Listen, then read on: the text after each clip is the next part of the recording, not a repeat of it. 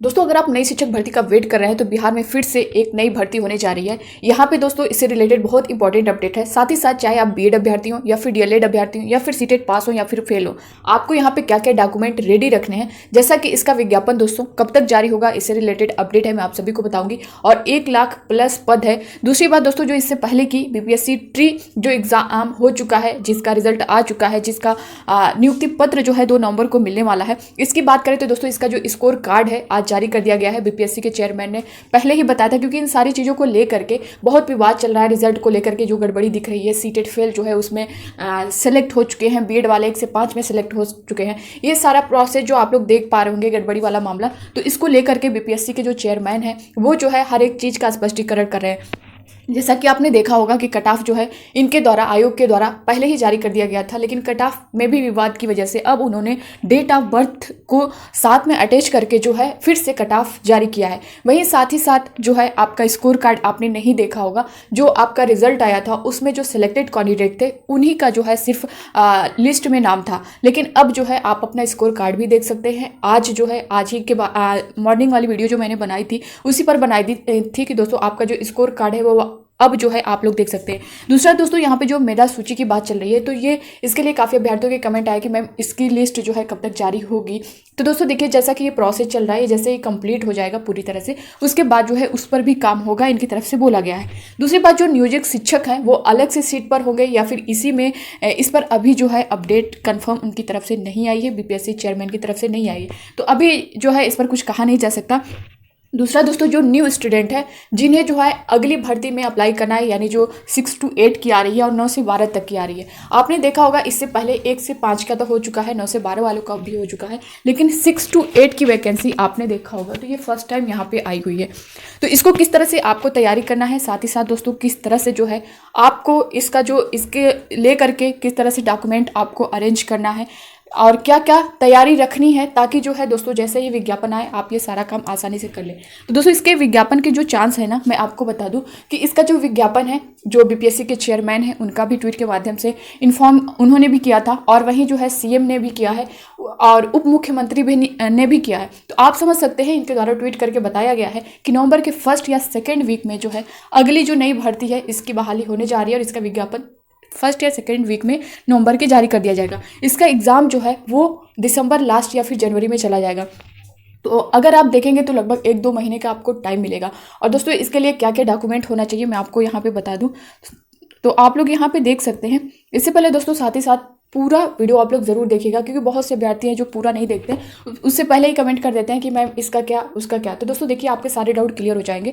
पहले आप लोग पूरा वीडियो देख लिया करिए, फिर उसके बाद आपके जो भी डाउट रहते हैं, जो भी कमेंट रहते हैं, आप लोग कमेंट करके बता सकते हैं। लेकिन बहुत से अभ्यर्थी ऐसे मैं देखती हूँ कि वो अगर वीडियो सही से देखें तो उनको सारा आंसर वहाँ पर मिल जाएगा, लेकिन लगता है कि वो कुछ देखते हैं कुछ छोड़ देते हैं, इस वजह से उनके जो है डाउट बने होते हैं। तो आप लोग पूरा वीडियो ज़रूर देखा करिए, और यहाँ पे दोस्तों इस विजडम मास्टर चैनल को सब्सक्राइब कर लीजिएगा, ताकि इसी तरह की ऑथेंटिक अपडेट हर टाइम आपको जो है मिलती रहे।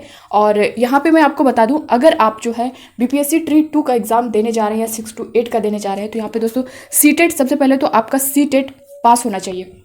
अगर आप इसे पहले पास कर चुके हैं सीटेट का पेपर 2nd, तो अच्छी बात है। अगर नहीं पास किए हैं तो आपका अगला जो सीटेट दिसंबर में होने जा रहा है उसको लेकर के आप तैयारी में रहिए, क्योंकि इसके लिए चाहे आप बीएड हो या फिर डीएलएड हो, आपका सीटेट का पेपर 2nd पास होना चाहिए। अपीयरिंग वालों का ये भी कमेंट आएगा कि मैम अपीयरिंग वालों का होगा या नहीं होगा। तो दोस्तों बिल्कुल यहाँ पे जिस तरह से पिछला जो आपका हुआ है बीपीएससी ट्री, उसमें जिस तरह से अपीयरिंग वालों को चांस दिया गया है, यहाँ पर भी दिया जाएगा। तो आप अभी तक जो है आप लोग जो है किसी भ्रम में मत रहिए, सिर्फ तैयारी करिए। तो चाहे आप बीएड हो, यहाँ पे बहुत से अभ्यर्थियों के डीएलएड वालों के कमेंट आ रहे हैं कि मैम हम लोग को कहीं बाहर न कर दिया जाए। क्यों बाहर किया जाएगा? क्योंकि बीएड को पीआरटी से बाहर कर दिया गया है, तो डीएलएड को कहीं पेपर 6 to 8 यानी जूनियर से ना बाहर कर दिया जाए। तो इस भ्रम में मत रहिए, क्योंकि डीएलएड वालों के लिए ऐसा कुछ नहीं है। आप लोग अपनी तैयारी करिए, चाहे आप बीएड हो या फिर डीएलएड हो, दोनों लोग का यहाँ पे मौका है। और यहाँ पे अदर स्टेट वाले हैं दोस्तों, देखिए अदर स्टेट वालों के भी कमेंट आते हैं, मैम क्या हम जो है यहाँ पे एलिजिबल हैं, अप्लाई कर सकते हैं? तो दोस्तों बिल्कुल, आप जिस स्टेट के भी होंगे, कहीं के भी होंगे, बिहार के हों या फिर बिहार के बाहर के हों, आप सभी एलिजिबल हैं।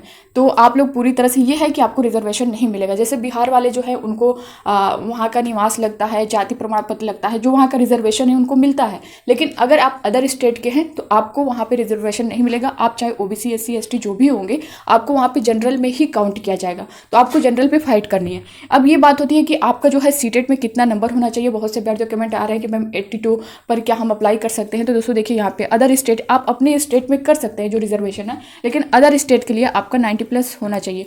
90 रहेगा तभी आप अप्लाई कर लेंगे, चाहे आप जो भी हो, जनरल हो, ओबीसी हो, एससी हो, एसटी हो। वहीं फीमेल के कमेंट आते हैं कि मैम हमें फीमेल का कितना जाएगा। तो दोस्तों देखिए फीमेल में बहुत से अभ्यर्थी जो इस बार की देखें तो 82 पर जो है अप्लाई किए थे, लेकिन कुछ लोगों को बाहर कर दिया गया है, कुछ लोगों को ले लिया गया है। लेकिन रीज़न क्या है, इसकी जाँच चल रही है और बहुत जल्द ही ये सारी चीज़ें स्पष्टीकरण पूरी तरह से हो जाएगा। बीपीएससी के जो चेयरमैन हैं उनकी तरफ से बोला गया है जो अयोग्य अभ्यर्थी उनको बाहर कर दिया जाएगा। तो अगर 82 की बात करें जो फीमेल है, उनमें कुछ लोग का हुआ है, कुछ लोग का नहीं हुआ है। होने वालों की संख्या जो है कम है, कुछ लोग हैं, तो इस पर जो है काम चल रहा है। ये जैसे ही क्लियर होगा उनको उनकी तरफ से कहा गया है जो भी अयोग्य पाए जाएंगे उनको बाहर कर दिया जाएगा। तो दोस्तों आप लोग 90 प्लस का टारगेट लेकर के चलिए। दूसरा, आपके डॉक्यूमेंट क्या क्या होने चाहिए। अगर आप बिहार के हैं तो आपका जो है जो हाई स्कूल की आपका सर्टिफिकेट होगी उसी के आधार पर दोस्तों आपको सब कुछ देखना है। चाहे आपका इंटरमीडिएट हो, ग्रेजुएशन हो, डीएलएड हो या फिर बीएड हो या फिर सीटेट हो, जो भी सर्टिफिकेट है दोस्तों हाई स्कूल के बेस पर होना चाहिए। नेम वगैरह, फादर नेम, मदर नेम, जो भी होगा, डेट ऑफ बर्थ इसी पर होना चाहिए। अगर आपका कहीं भी कुछ भी मिस्टेक है तो आप लोग उसका करेक्शन करवा लीजिए। और यही सबके साथ है दोस्तों, चाहे आप बिहार के हों या फिर अदर स्टेट के हों। हाँ, लेकिन ये है कि जो बिहार वाले हैं वो लोग अपना निवास भी रेडी रखें और जो भी जाति प्रमाण पत्र, ये सारी चीज़ें आप जिस कैटेगरी से होंगे आपको पता होगा, तो आप लोग अगर बिहार के हैं तो ये सारी चीज़ें भी रेडी रखिएगा। साथ ही साथ यहाँ पे आधार कार्ड बहुत ज़रूरी होता है। तो आधार कार्ड में अगर आपके कोई मिस्टेक है, चाहे डेट ऑफ बर्थ में हो या फिर नेम में हो, कुछ भी हो, तो आप लोग अभी टाइम में करेक्शन करा सकते हैं। दूसरी बात दोस्तों, जो आपका आधार कार्ड है ना, जिस मोबाइल नंबर से लिंक होगा आप कोशिश करिएगा वही नंबर ऐड करिएगा, क्योंकि इस बार आपने देखा होगा कि जिनका चेंज था वहाँ पे जाके प्रॉब्लम हुई, उनको वापस भेज दिया गया था। लेकिन फिर से जो है नोटिस उनकी तरफ से, यानी बीपीएससी के जो चेयरमैन है उनकी तरफ से नोटिस आई कि जो जिनका आधार या फिर ओटीपी नहीं मिल रही है तो उनके आधार कार्ड के बेस पर ओटीपी जो है जनरेट की जाएगी। तो इस तरह से फिर से उनका जो है सिलेक्शन हो चुका है। तो आप लोग ये चीज़ें पहले से रखिएगा और आधार कार्ड बहुत ज़रूरी है, जैसा कि आप जानते हैं। तो आप लोग जो भी मिस्टेक होगा उसमें करेक्शन कर लीजिएगा, ठीक है। तो बाकी ये सारी चीज़ें हैं। दूसरा, सीटेट में बहुत से अभ्यर्थियों के कमेंट आ रहे थे कि मैम सीटेट में मेरी मार्कशीट में कहीं नेम में तो डेट ऑफ बर्थ में किसी ने मिस्टेक है, एड्रेस में मिस्टेक है। तो दोस्तों देखिए सीटेट में अगर आपके एड्रेस में मिस्टेक होगा ना तो कोई बात नहीं है, उससे आपको डरने की ज़रूरत नहीं, क्योंकि सर्टिफिकेट में आपका एड्रेस नहीं दिया होता है।